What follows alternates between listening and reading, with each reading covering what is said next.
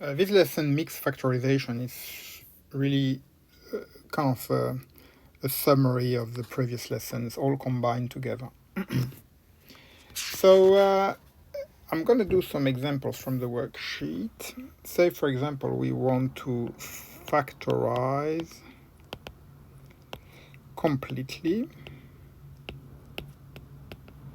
Now, sometimes you see this term completely. What does that mean? That means need to factorize as much as possible. So say let's try this one, an easy one.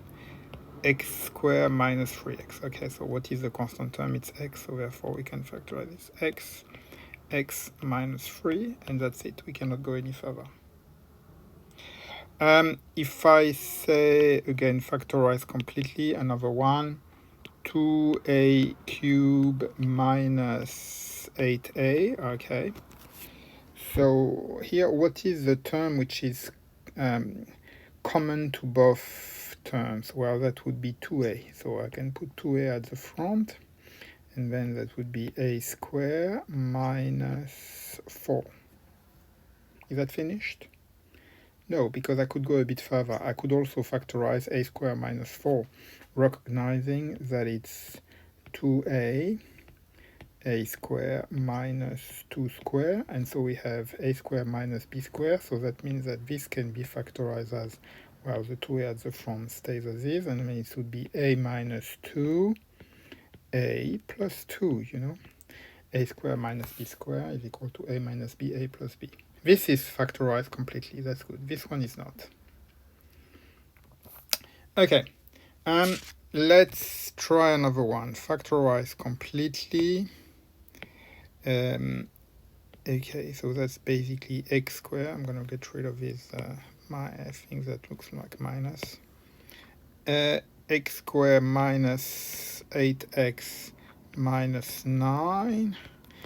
So you remember we want something that gonna look like x plus m x plus n, and so we want mn such as mn, I'm going to write it here, mn is equal to minus 9, and then we have m plus n, which would be equal to minus 8.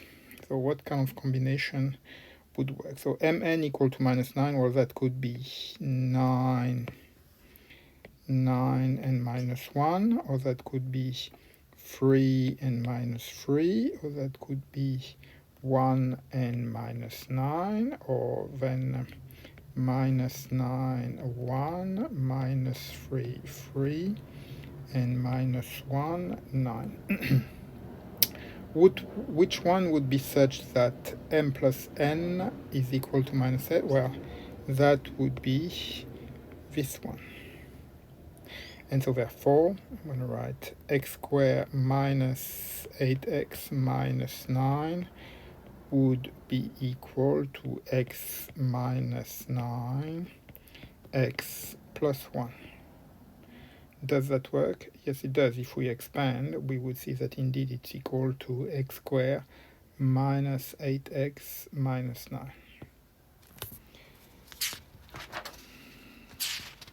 9. I can do, just as a revision, a non-monic one. Let's factorize 6y cubed plus 3y squared minus 3y. Right, well, one thing that we can see first is that there is 3y in each term, so we can factorize by 3y. So that's 3y times 2y squared plus y minus 1. Okay, now we need to factorize these quadratic terms. So, right. So we need to find, so basically we need to bring it to a state where it's 3y times ay plus m, by plus n. Now, a and b A and B, well, so AB must be equal to 2, so that could be 2 and 1, or that could be 1 and 2, or minus 2 and minus 1, or minus 1 and minus 2. And then Mn, let's change color. Mn, that, well, basically Mn is not too difficult. It could be 1 and minus 1, or minus 1 and 1. So it's not that there are not tons of possibilities there. Each of these combination would give AB equal to 2 and Mn equal to minus 1. Now, which one is going to give us An plus Bm equal to 1? Well, that's gonna be, what is that? 2 times minus 1 plus 1. No, that wouldn't work. Minus 2 times minus 1. Yeah, that's what. This one. And this one. Right. Because that would be, if we pick this one, that would be what? That would be An plus Bm would be minus 2 times minus 1 plus B minus 1 times 1, which would be 2 minus 1, which is 1 indeed. So therefore, 6ay cubed plus 3y squared minus 3y factorized fully as 3y times minus 2y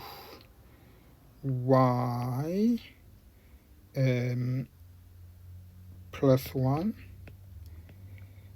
and then minus 1y. Okay, so actually I should get rid of that.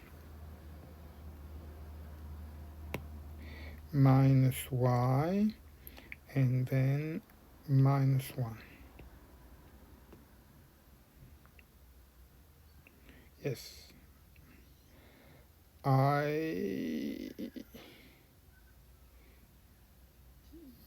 Does that work? Let's try. Yeah, I think it's working.